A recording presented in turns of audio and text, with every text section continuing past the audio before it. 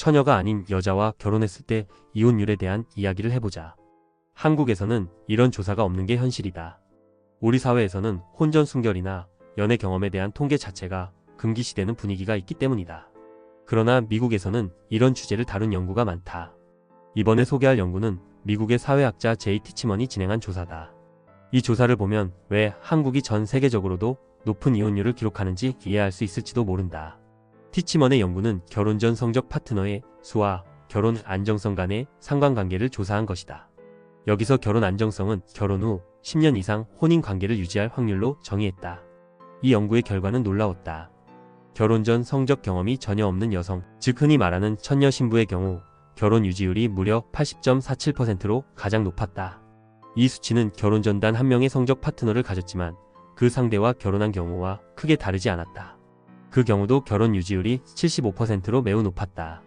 그러나 문제가 되는 것은 성적 파트너의 수가 2명 이상인 경우부터다.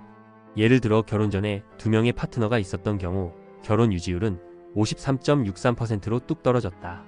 3명인 경우에는 43.65%, 5명 이상으로 넘어가면 41.77%까지 떨어진다.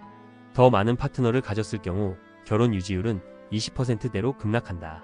성적 파트너가 많을수록 결혼 안정성이 낮아지는 경향이 확연히 드러난 것이다. 이 결과를 대한민국 현실에 대입해보면 더욱 흥미롭다. 현재 한국의 이혼율은 전 세계적으로도 상위권에 속한다. 그리고 많은 사람들이 연애 경험을 가지며 결혼 전에 다수의 성적 파트너를 가졌을 가능성이 높다.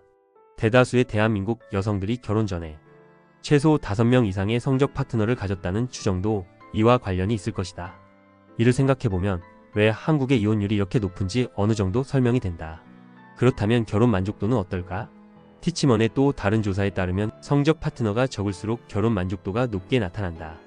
결혼 후 매우 행복하다고 응답한 여성의 비율을 보면 성적 파트너가 1명인 경우 64%였다. 그러나 성적 파트너가 3명인 경우 61%로 약간 떨어지며 21명 이상의 파트너를 가졌던 여성의 경우 57%로 가장 낮았다. 이는 단순히 통계적 우연이 아니라 반복적으로 나타나는 경향이었다. 남성의 경우도 마찬가지다. 성적 파트너가 많을수록 결혼 만족도가 점차 감소하는 경향이 있었다. 특히 남성은 여성보다 이 감소폭이 더 컸다. 이 데이터는 성적 파트너의 수가 결혼 만족도에 있어 중요한 요인임을 보여준다. 결혼 연령이나 사회적, 종교적 요인도 영향을 미치지만 성적 파트너의 수는 다른 변수들보다 더 큰 영향을 끼쳤다. 그런데 여기서 흥미로운 점은 대한민국 현실이다. 나이가 많을수록 연애 경험이 많을 가능성이 높은데 문제는 이 경험의 수를 과소 보고하는 경향이 있다는 것이다. 많은 여성들이 실제 경험을 줄여 말하거나 과거의 동거 경험 등을 숨기는 경우가 많다. 심지어 의학적 도움을 받아 순결을 가장하는 경우도 있다. 이는 결혼 전 경험의 영향을 왜곡시킬 수 있는 또 다른 요인이다.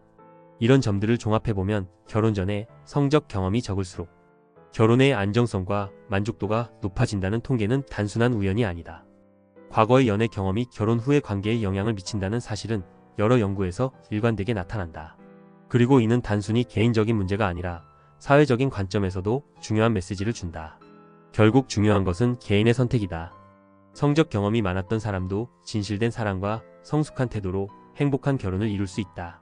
그러나 통계적으로 봤을 때 결혼 전 경험이 적고 관계가 단순했던 사람들이 더 안정적이고 만족스러운 결혼 생활을 유지할 가능성이 높다는 점은 부정할 수 없다. 이는 단순히 도덕적 관점이 아니라 데이터가 보여주는 현실이다.